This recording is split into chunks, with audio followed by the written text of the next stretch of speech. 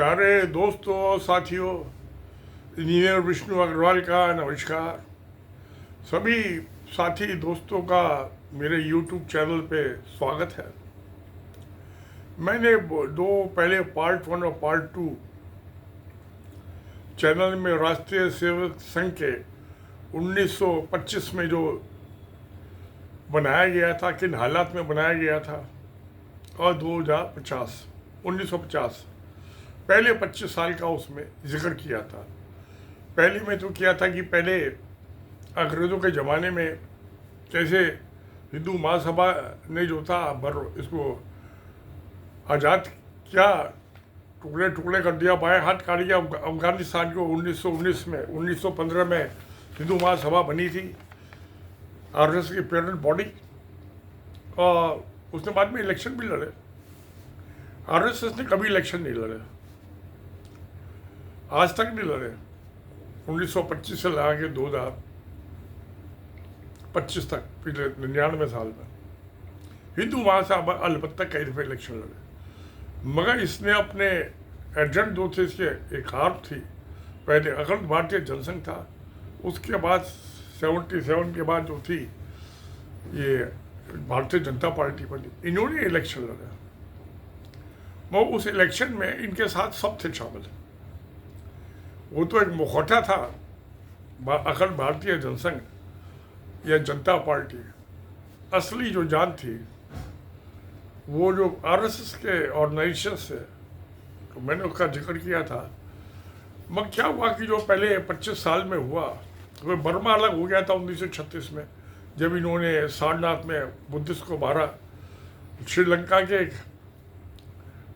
एक Buddhist priest ने बहुत ही संस्था बनाई थी बुद्धों की, उसको फिर बर्मा के भी बुद्धिस्ट ने ज्वाइन किया, जापान के भी किया। वहाँ आज सारनाथ में बहुत सुंदर मंदिर बना हुआ, पेंटिंग्स बनी हुई है। मैं वहाँ गया था बनारस, तो मैंने देखा था उस टाइम कंस्ट्रक्शन तो हो चुकी थी, पेंटिंग वेंटिंग चल रही थी। बड़ी सुंदर पेंटिंग बनी, जैसे कि फ्रांस के लुब्रो कैसल में ही बनी है, इंग्लैंड के मेट्रोपोलिटन म्यूजियम में बनी हुई है, जहाँ पहले ये क्वीन रहती थी उस पैलेस के अंदर।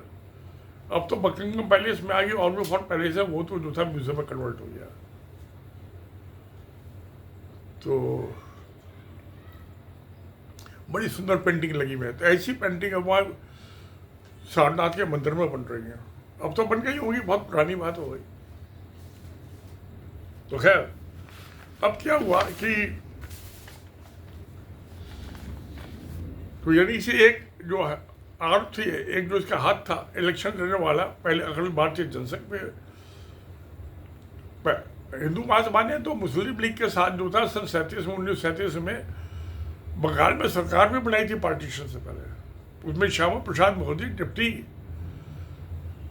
चीफ मिनिस्टर थे, और सोहरावर्दी जो बाद में पाकिस्तान के प्राइम मिनिस्टर भी बने, वो बंगाल से थे।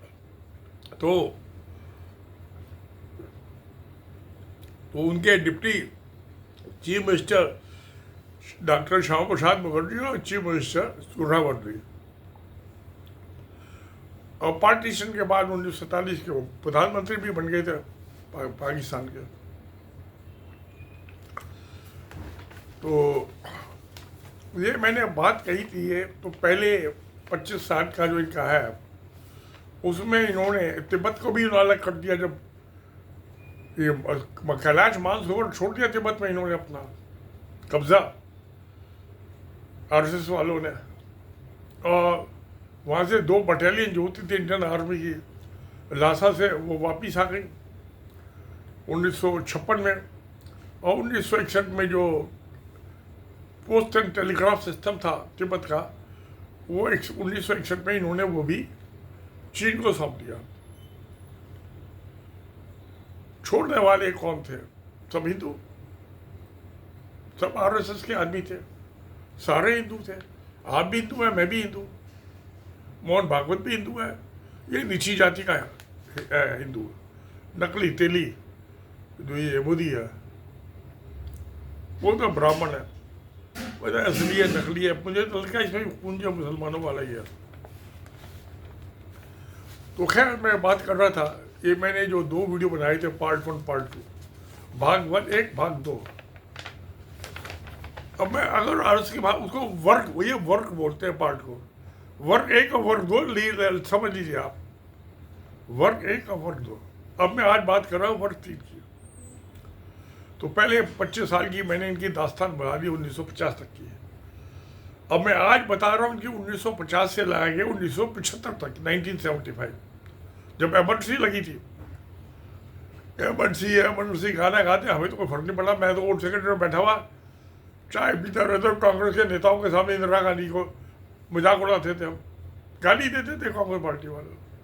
अब वो कांग्रेस पार्टी इलेक्टेड मेंबर थे, एक उसे भारती था, क्या नाम है, चौधरी भरत सिंह, वो तो लोकसभा का मेंबर भी रहा। एक थी वो सुंदरवती नवल प्रभाकर, वो शेड्यूल कास्ट थी, वो भी लोकसभा की मेंबर रही। फिर ये सज्जन कुमार, ये भी लोकसभा का मेंबर रहा है। तो चौधरी दिलीप सिंह, वो क्या नाम है इसे, शाहपुर जट का, वो भी लोकसभा का मेंबर रहा।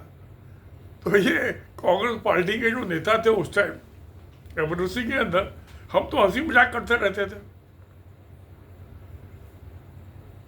हमें तो किसी ने कभी बंद नहीं किया, तुमने इंदिरा गांधी के खिलाफ कैसे बोल दिया, संजय गांधी के खिलाफ कैसे। अरे इंदिरा गांधी की, संजय आधा, इंदिरा गांधी पर बहुत नेक लेडी थी। मैं एक दफ़े मिलने गया था वहाँ उनके घर पे, बाद में तो गोली मार दी थी उन्हें सिखों ने। बहुत डिसेंट लेडी थी। सब जाके आप सुबह 7 बजे चले आए, 7:30 बजे, वो 8:30 बजे के आसपास आते थे। पहले सिक्योरिटी वाले तलाशी तो लेते थे, मगर उतनी हम जीप नहीं लेके जाते थे सरकारी, अपने स्कूटर से जाते थे। और उसको सड़क के थोड़ी दूर से, जीप तो कभी ले भी जाते थे तो सड़क से दूर खड़ी करते।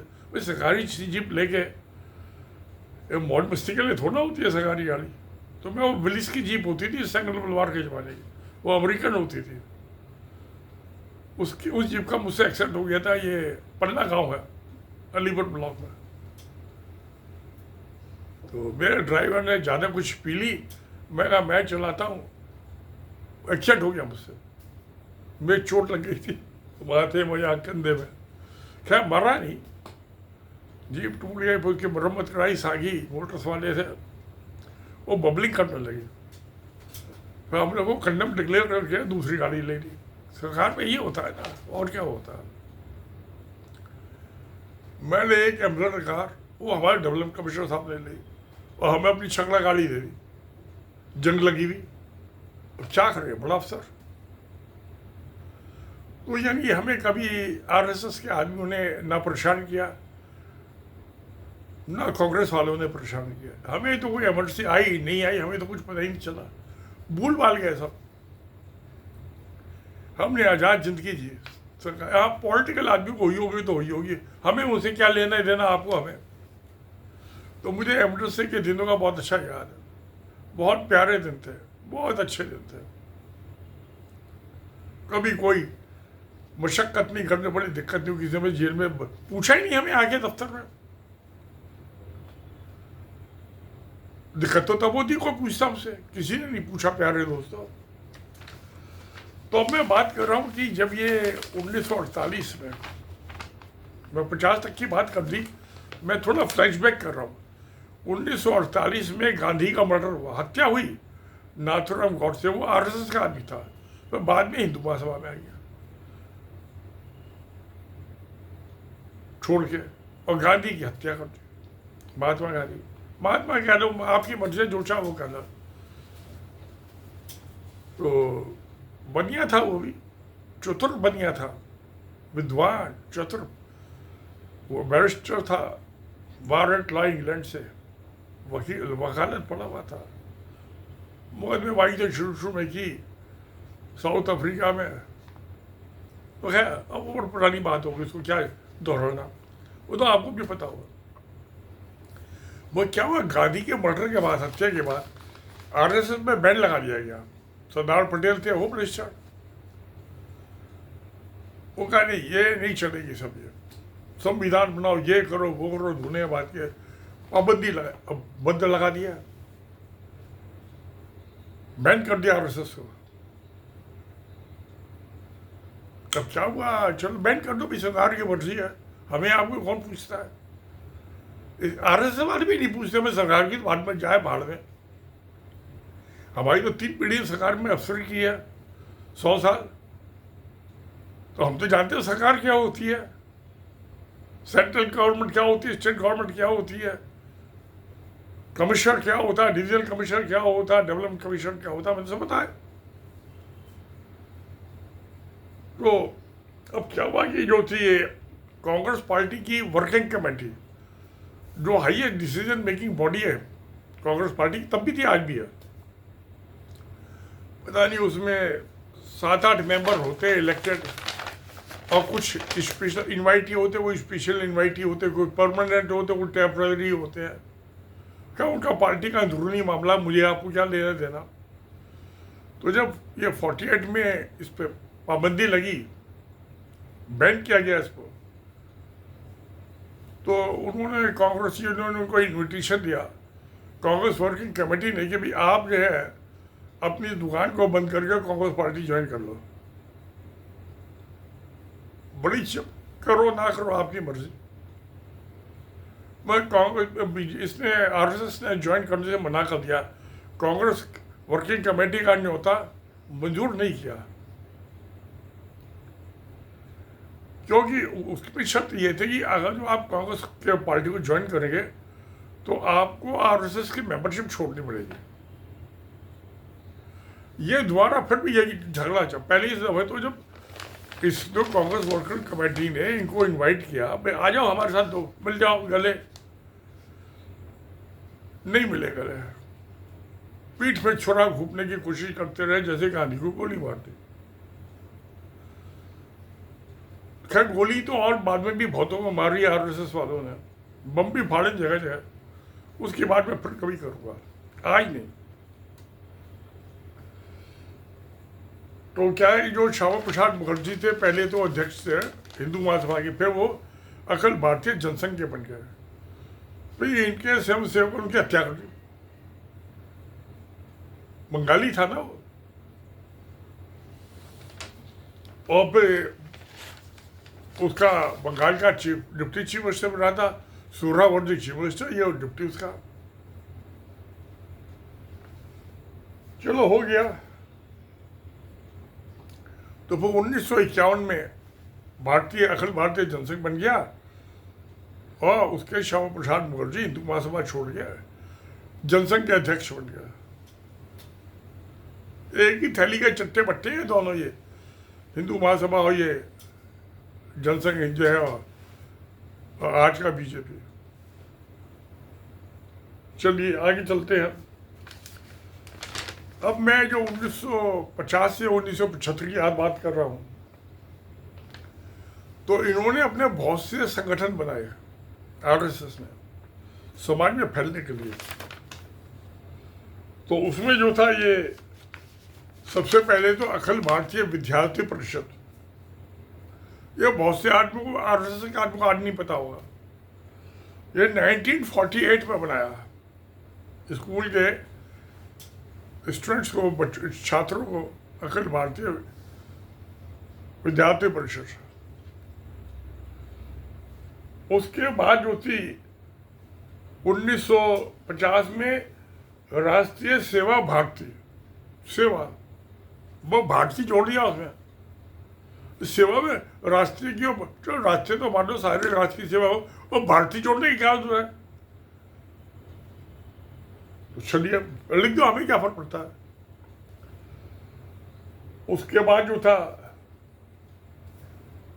ये शिक्षा, ये सरस्वती शिक्षा मंदिर 1952 में ये बना दिया, और भारतीय मजदूर संघ ये बना दिया 1952 में। ये दो बने, भारतीय मजदूर संघ और सरस्वती शिक्षा मंदिर। एजुकेशन की बात, अच्छी बात है, बच्चों को पढ़ाओ। और उसके बाद 1964 में विश्व हिंदू परिषद बना दिया,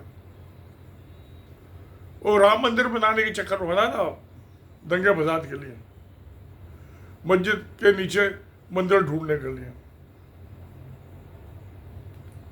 अब उसने जो विश्व हिंदू परिषद बनी, उसने एक और कुत्ता पा लिया, ये बजरंग दल, गुंडों का एलिमेंट, छोकरे जो होते हैं, बंदर, बजरंग बंदर। तो ये भी 65-66 के आसपास बन गया था ये बजरंग दल। है ये सब पॉलिटिकल। तो मैंने आपको बता दिया, भारतीय मजदूर संघ ये बन गया। ये एक्चुअली इसका नाम तो 1952 में, ये 1950 के आसपास जो था ये फॉर्मेशन में आ पाया था। ये यूनियन जो होते हैं, ट्रेड यूनियन, उस किस्म की चीज़ है ये। और ये अखिल भारतीय विद्यार्थी परिषद में 1948 में। और फिर एक और क्या, वनवासी कल्याण आश्रम, ये 1951 में बना था, जिनमें डांग वगैरह में दंगे किए इन्होंने, वहाँ पे क्रिश्चियंस को मारा, ईसाइयों में, गुजरात में। और सेवा भारती का तो मैंने बता दिया, सेवा भारती बनी थी ये 1950 में। तो ये मैंने, यानी कि इनका जो था, ये मोटे तौर पे सेवा किस लिए चाहिए कि भाई आपके साथ कौन मोहब्बत करे। कोई मोहब्बत करेगा तो आपको वोट देगा, बिना मोहब्बत के तो देता नहीं कोई। बीबी मियाँ को नहीं दे, मियाँ बीबी वोट नहीं दे। मेरी बीबी अलग कांग्रेस पार्टी को वोट देती, मैं कभी किसी को वोट दे दिया, कभी बेंदे का लौटा था। मेरी बीबी हमेशा कांग्रेस पार्टी को वोट देती थी। तो घर में ही मेरे उसके बीबी के वोट तो 0 हो गए। उनने कांग्रेस पार्टी को, मैंने दूसरी पार्टी को दे दिया।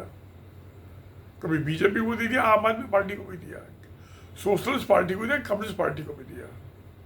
मैंने सबको दिया, मुझे सबसे मोहब्बत है। मेरी बीबी जो थी हमेशा कांग्रेस पार्टी को देती थी। वो इंदिरा गांधी की बड़ी भक्त थी। इंदिरा गांधी तो मुझे भी अच्छी लगती थी, नेक भली लेडी थी, सबकी बात सुनते थे। तो प्यारे दोस्तों, जब सब चला कहानी है, अब ये एक सोशल पॉलिटिकल मूवमेंट था। नाम तो सोशल था, मगर एक्चुअली पॉलिटिकल मूवमेंट था। राजनीति, सत्ता हासिल करनी थी, कुर्सी।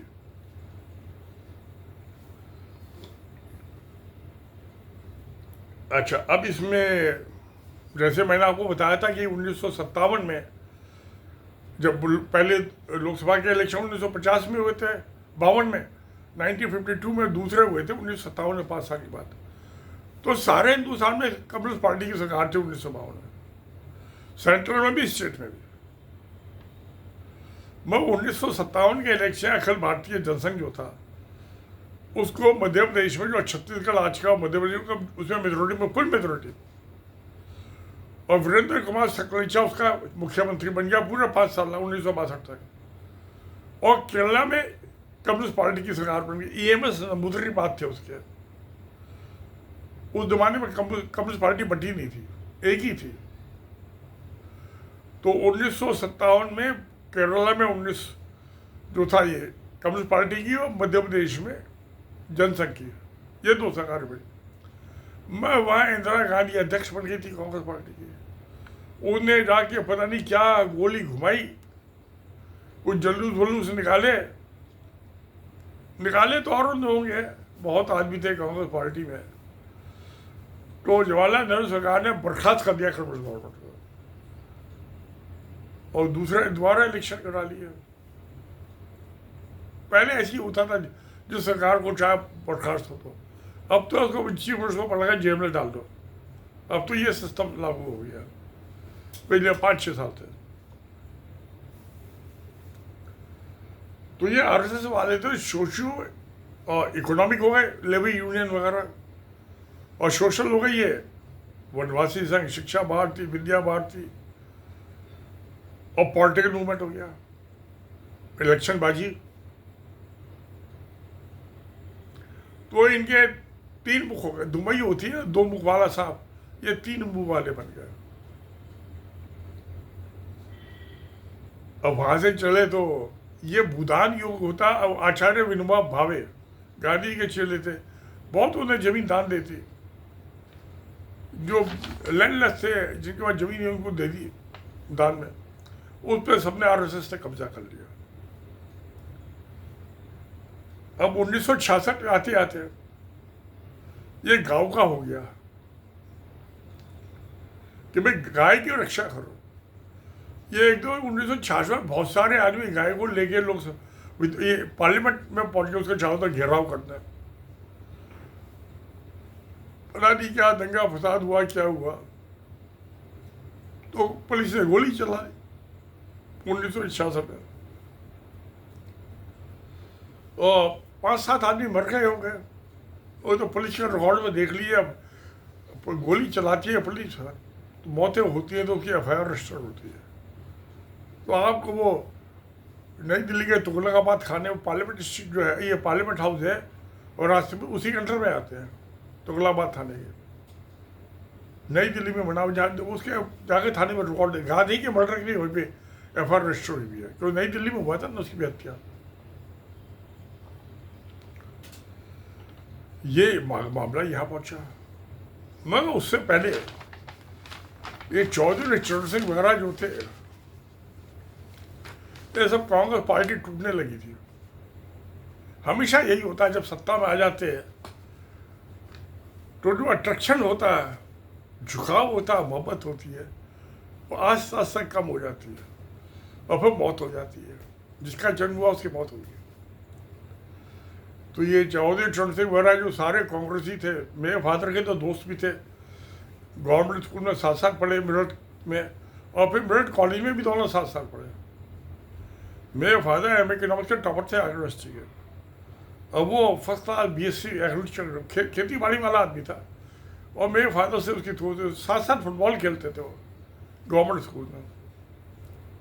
और चौधरी चरण सिंह का ऑफिस हमारे घर के पास ही होता था, तो रोज़ाना हमारे घर के सामने से निकल के जाते थे।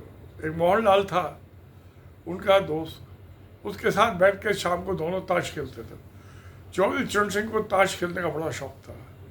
जब वो 5-1 महीने प्राइम मिनिस्टर रहे, तब मेरी उनसे मुलाकात हुई थी। हम गए थे एक दफा, एक डेलीगेशन लेके, तो पुलिस वालों का 5 जने, चलो बाकी तो या बोट क्लब पे बैठ जाओ। चलो अपने काम तो एक ही आदमी काम, ये 5 ही गए थे। तो ये सब कांग्रेस पार्टी छोड़ छोड़ के अलग अलग बना, तो उससे लोक दल बना लिया था किसानों का। और फिर जब वो टूटी, मेजोरिटी खत्म हुई उत्तर प्रदेश में, तो ये जनसंघ वाले उसके साथ मिलकर सका, ये जो होते हैं ना 2 नंबर के आदमी, 2 नंबर के आदमी तो ठीक नहीं होगा प्यारे दोस्तों। और चोर होते हैं साधुओं के साथ मिल जाते हैं, यूं समझ लीजिए। वो अच्छा था, अल्लाह ज़्यादा लग गया। आदमी तो एक ही नंबर का होता है, 2 नंबर का कहाँ होता है, चाहे चोर हो चाहे साधु। तो उसके साथ इन्होंने यूपी में सरकार बना दिया, उत्तर प्रदेश में। ये शायद 69 की बात है, कांग्रेस की सरकार टूट गई थी मेजोरिटी कम होने से। ये ऐसे ऐसे घुसते रहे दूसरी पार्टी में, एक्सपेंशन। इनको समझ में आ गया अपने दम खप पे नहीं लड़ सकते, दूसरे की पूछ पकड़नी पड़ेगी, तभी गंगा पार कर सकते हैं। तो अब आ गया ये 1970, 71 में, 70 में लड़ाई हुई। 71 में पाकिस्तान से बांग्लादेश बन गया, वेस्ट पाकिस्तान अलग हो गया, ईस्ट पाकिस्तान बांग्लादेश बन गया। तो इसमें जो था, नेहरू के और लाल बहादुर शास्त्री की डेथ के बाद दोनों पता, इंदिरा गांधी की बड़ी पावरफुल लेडी थी, इंटेलिजेंट लेडी थी। तो आरएसएस को, भारतीय जनसंघ जो था, इनको उस टाइम तो भारतीय जनसंघ ही था, उसको फैलने का, बढ़ने का, फलने फूलने का मौका मिल गया। 1970 की बात कर रहा हूँ। तो अब जब ये 1975 में इमरजेंसी लगी, आपातकाल, तो ये सब दुबक गए, चोर की तो दुबक गए सबके सब आरएसएस वाले। गिरफ्तारी से बचने के लिए। हाँ, कुछ नेता जैसे अटल बिहारी वाजपेयी थे, एल के अडवाणी थे, इनको जेल में बंद कर दिया कर्नाटका में। मौसम बड़ा अच्छा वहाँ का, इनकी पटाई वटाई नहीं की किसी ने। इंदिरा गांधी बड़ी नेक लेडी थी, आजकल तो पटाई करते हैं जेल में, भूखा रखते हैं, नंगा करके टांग देते हैं उल्टा। तो अब क्या हुआ कि ये इनको जो थी ये भारतीय जनसंघ को ये 35 सीट मिल गई थी 1967 के इलेक्शन में। इंदिरा गांधी प्राइम मिनिस्टर थे उस टाइम। 500 के आसपास सीटें रही होंगी। तो 67 के इलेक्शन में फिर ये 75 और 77 बड़े क्रूशल था, जब इमरजेंसी लगी 2 साल। हमें तो कोई स्कूटर फर्क नहीं पड़ा, प्यारे दोस्तों आपको भी नहीं पड़ा होगा। दिल्ली में वोट सेक्रेटरी था जो पहले 1911 में कैपिटल शिफ्ट हुई थी कैलकाटा से दिल्ली, तो वहाँ असेंबली में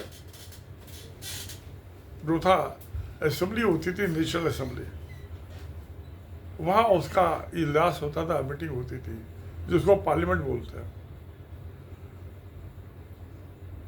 तो वहाँ हम बैठते थे, एक डोम वाला था, ऊंची छत वाला कमरा, बैठ जाते थे उसमें ऑफिस में जाके। आम तौर से मैं 10:30-11 बजे पहुँचता था ऑफिस।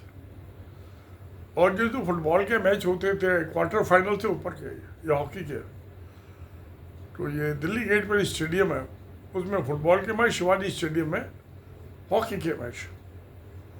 तो हम जो था 3 बजे के आसपास अपना स्कूटर में ठुड्डा मारा और मैच देखने चले गए। इमरजेंसी में भी किसी ने हमें मना नहीं किया। भाई दफ्तर तो 5 बजे तक का है, तो 3 बजे कैसे चल पड़े फुटबॉल के मैच देखने, हॉकी का मैच देखने।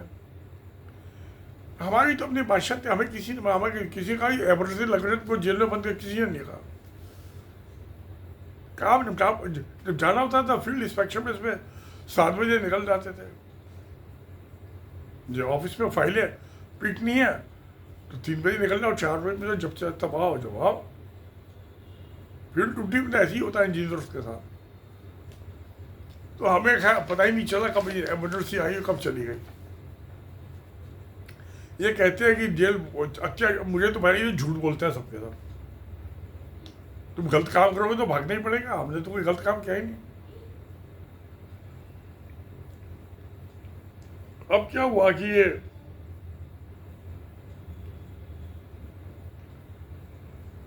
उस टाइम जो था बाला साहब देवरस सर संचालक बन गए आरएसएस के। वो जो था गोलवरकर, वो बड़ा पाजी किस्म का आदमी था, उसकी डेथ हो चुकी थी। अब तो आरएसएस वाले उससे पीछा छुड़ा रहे हैं, तो पूजा करते हैं, बाकी तो कहते हैं बेकार आदमी, बदनाम करा दिया इसने गोलवरकर ने। तो उसने इसको ट्रांसफॉर्म किया, इसका कायाकल्प किया देवरस ने। और ये 1973 में बन गया था देवरस, बाला साहब देवरस। मेरी उससे कभी मुलाकात हुई नहीं, वो भी मुझसे कभी मिलने ही नहीं आया, पता नहीं कहाँ रहता था। ये सब लड़कियों के पास पड़े रहते हैं औरतों के, क्योंकि ये ब्रह्मचारी उनको कहना कि शादी नहीं कर सकते, ब्रह्मचारी रहने की कोई जरूरत नहीं है, पाबंदी है इन पर सारे ये प्रचारकों पर। फिर क्या हुआ कि जब ये इंदिरा गांधी ने एक दिन सडनली, तो मुझे जो था लाल किले के बाहर जो मैदान है, मुझे डेवलपमेंट कमीशन ने बुलाया। उसने अग्रवाल वहाँ एक 10,000 years of development of women in India, एक वो प्रोग्राम करना है। तो राजीव सेठी थे और बड़े कल्चर के, तो कभी एक टेम्पररी स्टेडियम बनाना है लाल किले के बाहर। अब तो सरकारी नौकर है, जो कमिश्नर साहब ने कह दिया जी हजूर।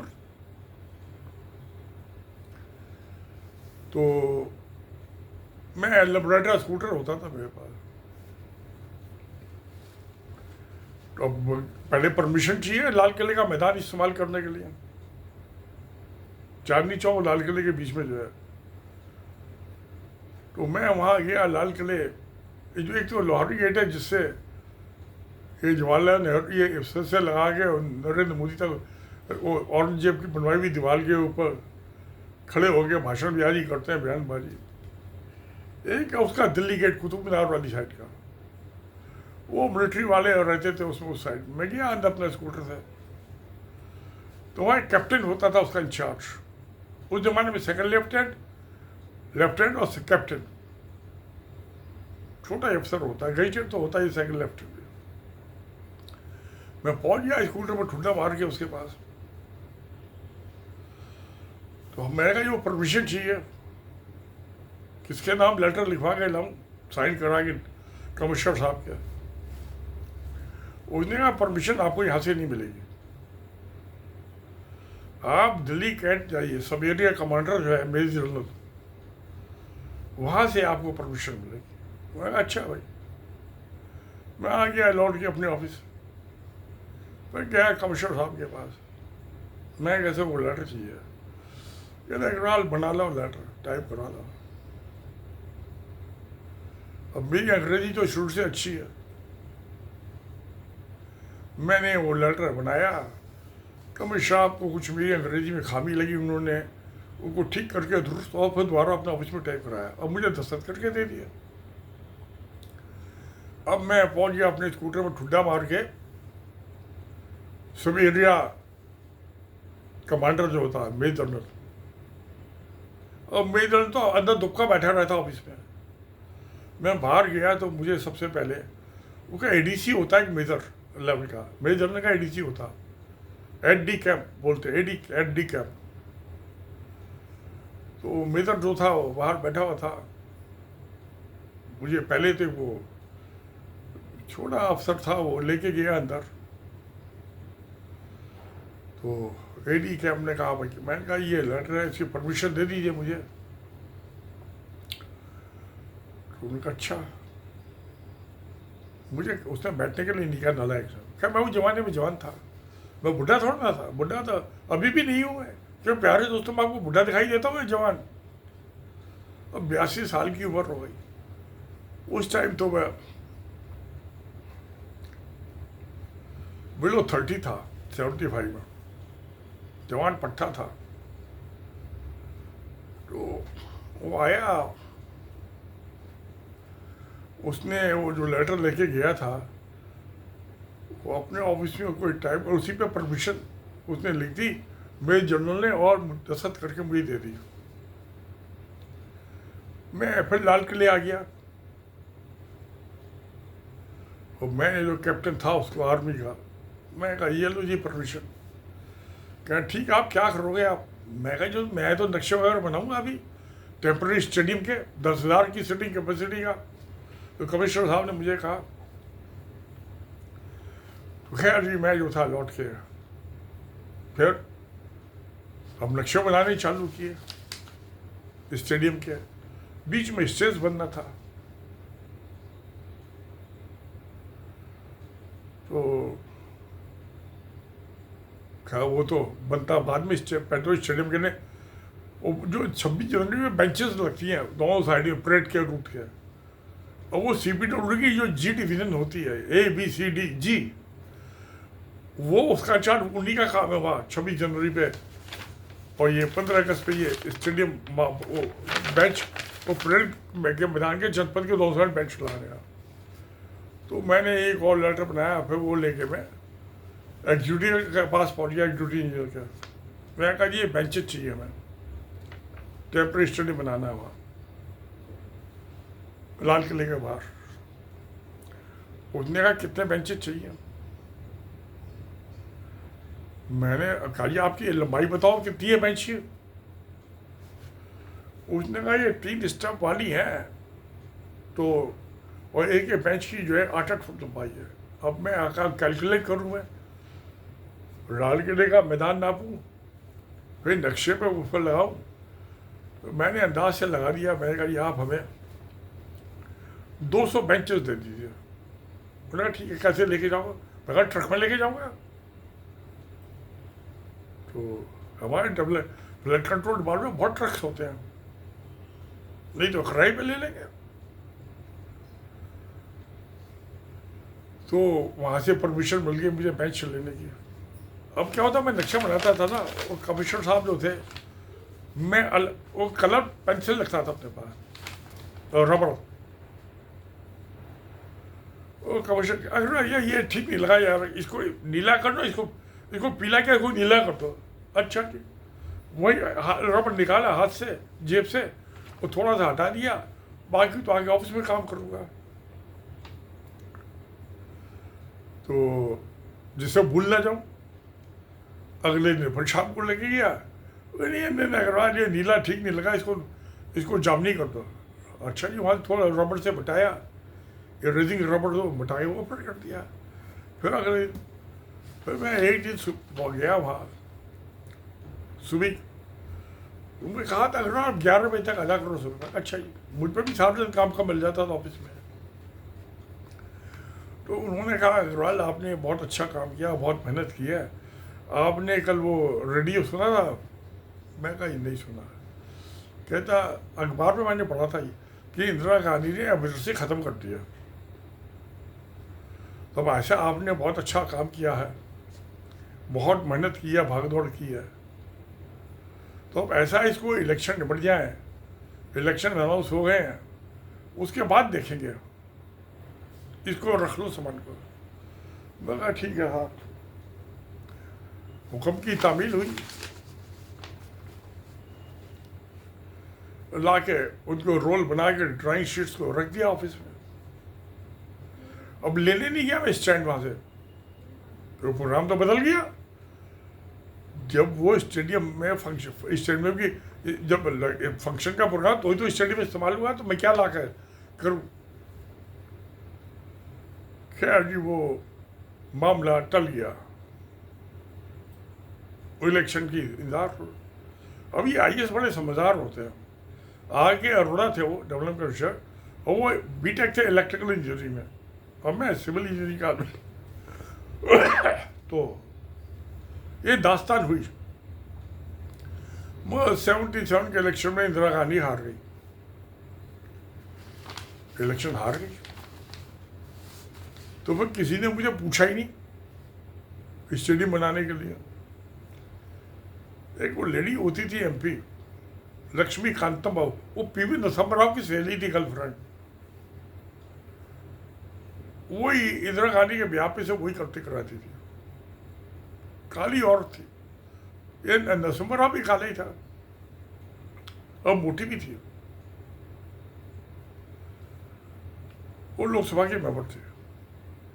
तो लोकसभा के तो मेंबर और भी बहुत सारे थे, जैसे मैंने बताया आपको, चौधरी भरत सिंह, सुंदरवती वो जाट जो था शाहपुर जट वाला, चौधरी दिलीप सिंह, ये बहुत सारे थे।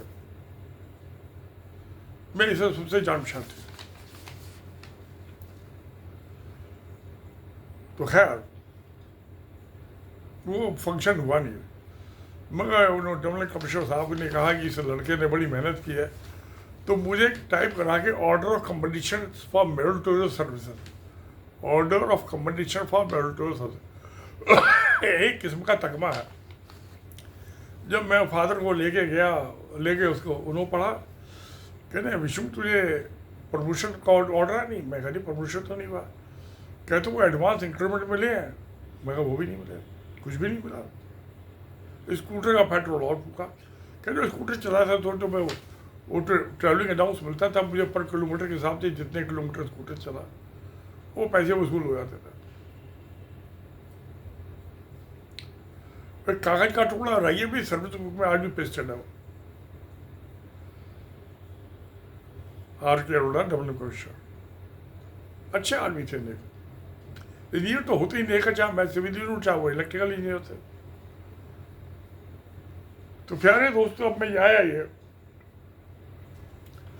फिर ये जनता पार्टी सबने मिला के उसमें अखिल भारतीय जनसंघ भी शामिल हो गया, और ये एक था ये वीरेंद्र सिंह, क्या नाम था, एक गद्दार था कांग्रेस पार्टी का, जो राजीव गांधी की कैबिनेट में फाइनेंस मिनिस्टर था, पहले उसका दोस्त भी था।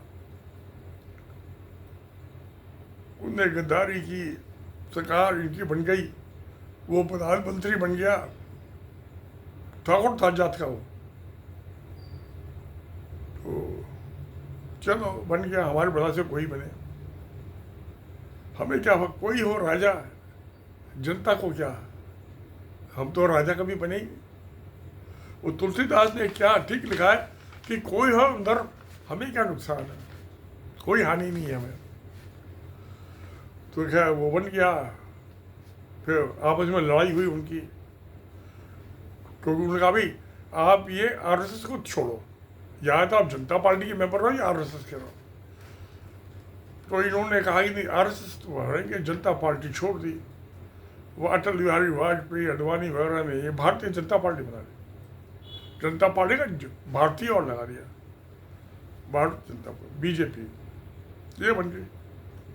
क्या कुत्ते का नाम कुछ ही रखो आप, टॉमी रखो, कुत्ता तो कुत्ता ही है ना। चोर का कुछ नाम लिखो, चोर तो चोर है, गद्दार तो गद्दार है, देशद्रोही तो देशद्रोही, उसका नाम आप कुछ भी रख दीजिए, चाहे उसका नाम मीर जाफर रख दीजिए, चाहे जयचंद रख दीजिए, गद्दार तो दोनों ही है। तो पहले ये दोस्तों जनता पार्टी बन गई। तो ये मैंने आपको 2025 से 2025 से 50 तक की तो आपको बता दी पार्ट 1 में, और 2005 से 2075 की ये बता दी। उसमें 77 हो गया, 1-2 साल तो आगे पीछे होता रहता ना प्यारे। और नाड़ा पजामे का इधर से बांधो उधर से बांधो, एक आध इंच आगे पीछे हो जाता है।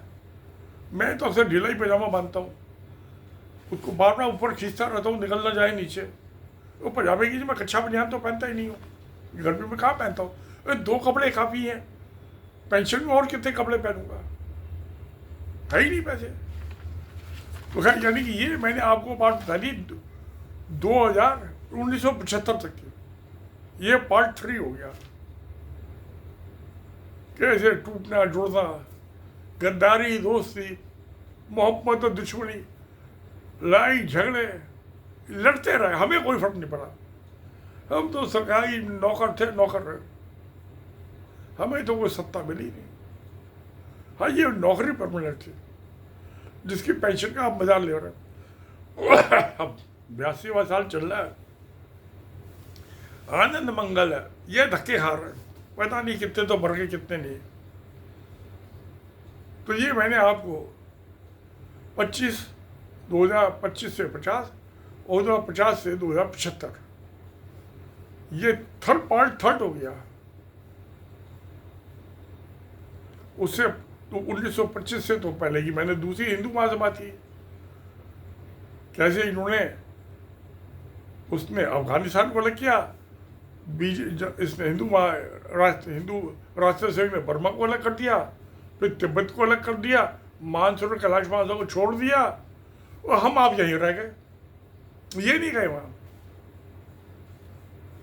तो चलिए, तो ये आज पार्ट 3 हो गया, RSS at 100। तो अब कल फिर बात होगी आपसे पार्ट 4 की। वो क्या हो इनका RSS का वर्ग 4, अब मैं पार्ट के वर्ग ही लिखूंगा जो RSS वाले लिखते हैं। इनकी क्लासें चलती है ना, ये RSS की जो ट्रेनिंग देते हैं अपने प्रचारकों को, ये सारे प्रचार बदमाश है, लूज करेक्टर के। हम तो साधु महात्मा है, तो मैंने भगवान कर्ण का कुर्ता पहना हुआ है, अब थोड़ी सी हड्डियाँ बची हैं बदन में, क्या करूँ। चलो अब जो है सो है, सच्चाई उसको कबूल करना चाहिए। सत्य में जयते। नमस्कार, धन्यवाद।